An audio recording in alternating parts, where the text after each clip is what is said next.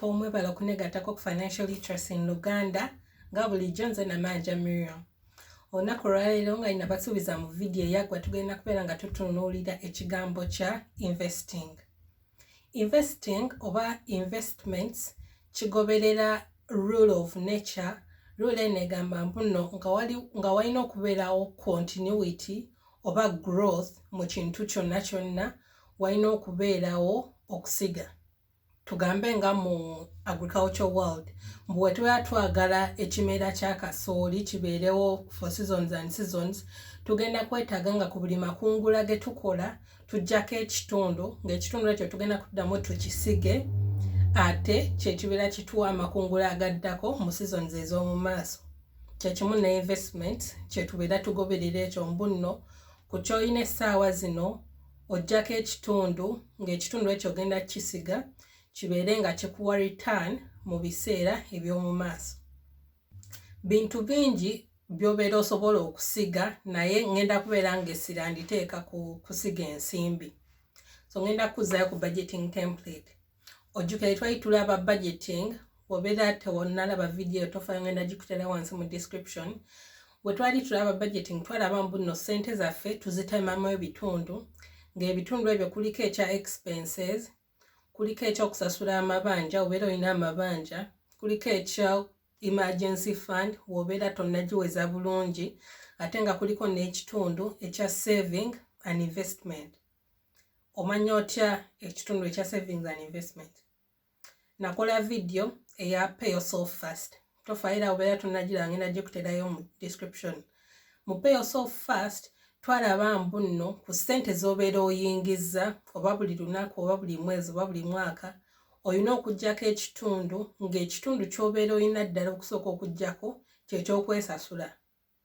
Ekitundu ekyo gwakyesalirawo oba 10% oba 20%, 30% gwabeera amanya okusinziira ku plan y'obeera weesetingidde. Kati ezo ze ssente ze tutunuulidde olunaku olwaleero, ssente ze weesasudde. Twalaba era mbuno ssente ezo olina okuziteeka mu bank. So as you're paying yourself first, ekitundu ky'oggyeeko okiteeka mu account ey'enjawulo n'okiteeka mu bank account.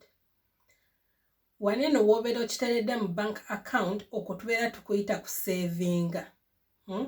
Tukuŋŋaanyiza bukuŋŋaanyiza ssente. So ogenda kumbuuza enjawulo eriwa wakati w'okusavinga n'okuinvestinga.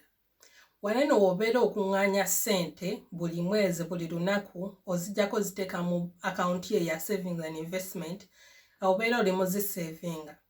Bw'obeera osavinga obeera ekiruubirirwa osuubira kuggyayo ezo zennyini z'otaddemu, oba si kyolina ogenda na kwesanga muno oggyeeyo ssente nga ntonoko ku z'otaddeyo, kubanga twalaba nga tureviewinga bank accounts mbunno ku account kuneno kwe tukuŋŋaanyizaako ssente zaffe kuliko charges. Charges ezo zigenda kubeera zikiipinga nga zirya mu investment mu savings zineno z'obeera otaddeyo mu buli mwezi oba buli lunaku. So ogenda kwesanga nga zoggyeyo ntonoko ku z'otaddeyo. Ensonga lwaki nagamba mbuno savers are losers, because you're losing money every day. Savings efuuka zitya? Investments.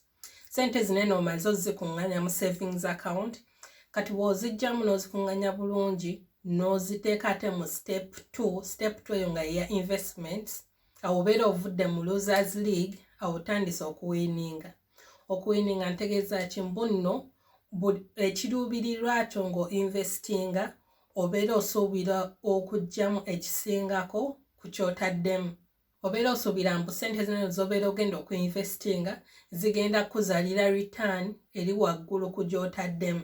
So awo obeera otandise okuinvestinga. Ssente zo bwe zitandika okuzaala zibeera zitandise, ekyo kye tuyita okuinvestinga. Kati oyinza okwebuuza lwaki ssente zange sizitereka buteresi n'enzikozesa gye bujja, lwaki neetaaga okuinvestinga? Ekisooka ssente ezo bw'ozitereka buteresi twalaba muno tosobola kuwiininga against inflation. Egenda kukiipinga ng'erya mu ssente ezo mbw'otadde emabbali emitwalo 10. Mu myaka 10 oyagala kuggyayo emitwalo 10 gy'eyo gye wazitereka. Ssente ezo zigenda kubeera tezikyasobola kugula bintu bijja mu mitwalo 10 zibeera zirozinze value. Yensonga lwaki tuinvestinga, tubeera tubeatinga, tubeera tulwanagana na inflation. Mbuno obudde gye bweyongere maaso ne ssente zaffe gye twagala zikule. So tuinvestinga olw'ebintu bingi. Bantu bangi tulina ebiruubirirwa byaffe, financial goals oba even other goals that may not be financial.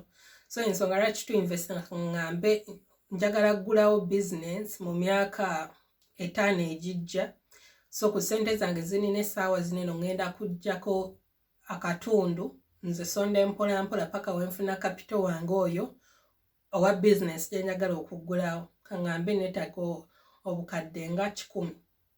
So tekyandibadde kya magezi nze okukwata ssente zange buli lunaku njijjako omutwalo nguteeke emabbali nzisondere emyaka 5 ndyoke nfune ezo ssente zange ze njagala mu myaka 5. Tekyandibadde kya magezi kuba mbeera sifunamu ng'ate ssente ezo zandinzaalidde ssente endala ne neesanga nga ne capital nomuwezezza mu myaka egiri wansi w'5 gye nali nsuubidde. So ensonga lwaki tuinvestinga for the goals that we've set for ourselves. N'ekirala tuinvestinga olwa retirement. Mu biseera bineeno ebyobuvubuka, obeera okyali muvubuka, togenda kubeera ng'osigaza amaanyi ago, omubiri gwo tegugenda kubeera nga gusobola okukola ebintu byonna ebyenjawulo by'okola akadde kano. So okwata ku nnyingiza ye ey'obudde buneeno n'oziteeka emabbali n'ozisiga obeere nga okyasobola okumiitinga needs zo mu biseera eby'omu maaso by'ojja okubeera nga tokyasobola kukakaalukana na mirimu gy'okola essaawa zineeno. N'ekirala abasinga tuinvestinga okusupplementinga ku income yaffe. Sinnakyogerako naye tujja kulaba gye bujja mu maaso eyo mbunno okubeera n'ennyingiza emu yokka y'emu ku disasters ezisinga obubi mu financial world. So omuntu yandyetaaze n'abeera ne sources eziyingiza ensimbi ez'enjawulo. So yensonga lwaki tukola investments tubeere nga tulina primary income source yaffe oba gye tujja ensimbi ate nga tulina n'ebintu ebirala ebituyingizisaamu ensimbi. Kati nga tonnatandika ku yo investment journey oba nga weeyongera maaso ne investment journey yo, waliwo ebintu 3 byensuubira ebiri critical ennyo bye nandyagadde omanyi. Bintu bingi by'osaanye okumanya era mu investments but ngenda kukola focus nga ngiteeka ku binene 3. Ekisooka ye time, obudde. Mu investment world tulaba mbuno ebbanga ly'omala ng'oinvestinga bwe bungi bwa return gy'ogenda okufuna ku ssente zo. Yensonga lwaki omuvubuka tewandibaddeeyo ne weeyibala mbuno nze nja kutandika okuinvestinga mu biseera eby'omu maaso kubanga buli budde bw'omala nga toinvestinga bwe budde ate bw'oyonoona oba ye return gy'oluuzinga. Kyentegeeza mbuno wonna agamba mbuno nze nja kutandika okuinvestinga mu myaka 10 ejijja, kitegeeza ssente zo zonna ze zandikuzaalidde emyaka 10 gino gyonna oziruuzinze. So the earlier you start investing, the better. Ekirala kye njagala omanye ky'ekigambo kya knowledge oba amagezi. Ng'otandika investment journey yo oba ng'weeyongerayo ne investment journey yo, opportunities nyingi abantu ze bagenda okupresentingira. Bantu bangi bagenda kusomera ddiiru. Waliwo kaneno kanalabye kagenda kukolera amagoba bwe gati mu lunaku lumu bwokka ssente zo zigenda kuba zikomyewo bye ngamba. So nga bakusomera ddiiru zineeno weetaaga okubeera nga oyina amagezi mu bintu ebyenjawulo. Amagezi ganeeno tekikwetaagisa genda kusomero n'ogasoma, wabula osobola okugeresearchingira wekka n'omanya bintu ki by'olina okuinvestingamu. Return eyo bakugambye mbuneeku ewa return bweti kituufu yagibaza atya. Ebintu ebyo bye ngamba olina okubeera ng'oli knowledgeable mu sectors ez'enjawulo zonna z'obeera oyagala okuinvestingamu. So bw'obeera omuntu nga toyagala nnyo bintu bya kubeera knowledgeable oba kufuna kumanya mu bintu ebyenjawulo, awo obeera ogenda kufiirwa ssente nnyingi nnyo in the disguise of investing. Kubanga by'obeera otaddemu ssente obeera tobitegeera, obeera tomanyi na bibala bulungi. Ekirala kye njagala omanye kye kigambo kya risk. Mu investment world tulaba mbu nno risk gye yeeyongera okugenda waggulu ne return gy'ofuna ku investment gy'obeera okoze bw'erina okugenda nga yeeyongera waggulu. Risk eno risk okukitegeera obulungi ngenda tukiyite nga risk of loss, obwangu bw'essente zo, obwangu bwa nsimbi zo, obwangu bw'okukola loss. Kyekyo kye ngenda okuyita nga risk. Risk kaŋŋambe mbu nno omuntu asuubula ice alina risk nnyingi okusinga asuubula amayinja, kubanga ice oyo agenda kumeltinga mangu, kitegeeza obeera ne risk nnene nnyo, obeera n'obusobozi bungi nnyo okuluzinga ssente zo okusinga oli asuubudde amayinja. Kyentegeeza mu kutunuulira risk eno njagala okimanye mbu nno buli omu alina risk appetite yeye.